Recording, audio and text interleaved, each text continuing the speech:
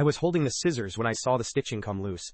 The fabric underneath wasn't batting, it was paper, folded tight, yellowed with age. My hands shook as I pulled it free from the quilt square. I'd been sorting through Gran's things for 3 days since the funeral. The house in Millbrook still smelled like her lavender sachets and the cinnamon tea she drank every morning. My mother had asked me to take the quilt, the one Gran had made when I was born, the one with my name embroidered in the center square. She'd want you to have it, Mom had said, not meeting my eyes. I'd noticed the loose seam that morning and decided to repair it myself. Gran had taught me to sew when I was 8 years old. My dad, Michael Chen, had raised me. He was the one who taught me to ride a bike, who stayed up late helping me with algebra homework, who walked me down the aisle at my wedding 2 years ago. He was my father in every way that mattered, but the note in my hand said otherwise. It said my biological father was a man named James Riley, a man my grandmother had known, a man my mother had loved before she married Dad. The note said Mom had been 3 months pregnant when she and Dad got engaged. That he'd known. That he'd chosen to raise me as his own. I sat on Gran's bedroom floor with the quilt bunched in my lap and read the note 5 times. 2 days later, I was sitting across from my mother at her kitchen table. The note was between us, smoothed flat against the wood. Gran left this for me, I said. Mom reached for the paper, then pulled her hand back. I told her not to. She closed her eyes. The kitchen was silent except for the hum of the refrigerator. I'd eaten breakfast at this table 1,000 times. I'd done homework here, celebrated birthdays here, announced my engagement here. Because Mike is your father. He chose you, Sarah. Her voice cracked. James didn't want to be involved. When I told him I was pregnant, he said he wasn't ready to be a father. He gave me money and left town. Mike stepped up. I thought about Dad, about the way he'd always been there. Patient. Steady. She nodded slowly. 3 weeks passed before I decided to find James Riley. It wasn't hard. He lived 2 towns over, ran a small contracting business. I drove past his house twice before I got the courage to knock. A man in his late 50s answered the door. He had dark hair going gray at the temples. I hadn't planned what to say. My name is Sarah Chen. The color drained from his face. He stepped back, hand still on the door.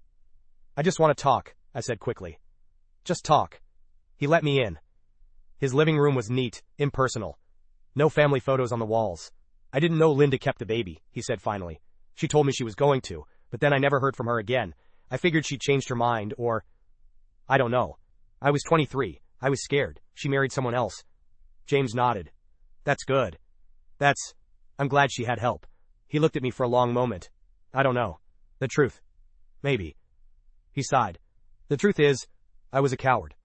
I panicked, and I left, and I've thought about it every day since. I wondered if you existed. What you looked like. He rubbed his face.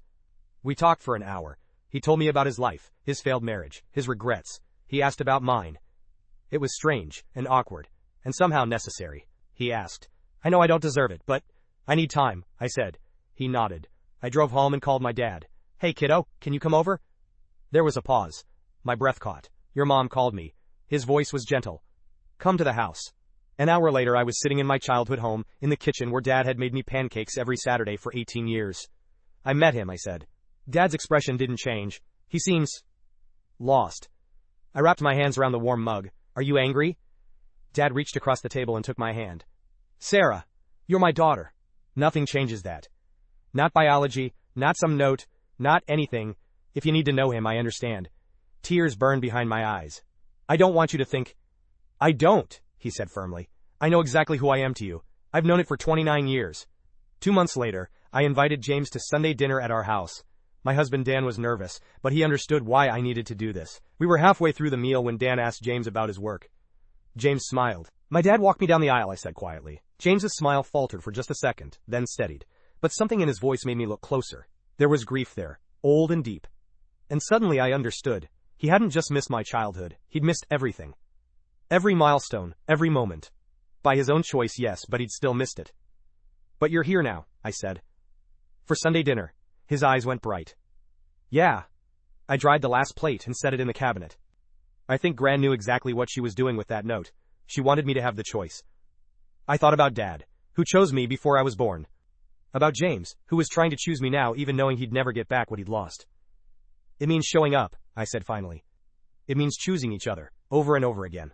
Biology is just the beginning. Dan pulled me close. Your dad called while you were saying goodbye to James. I smiled into his shoulder.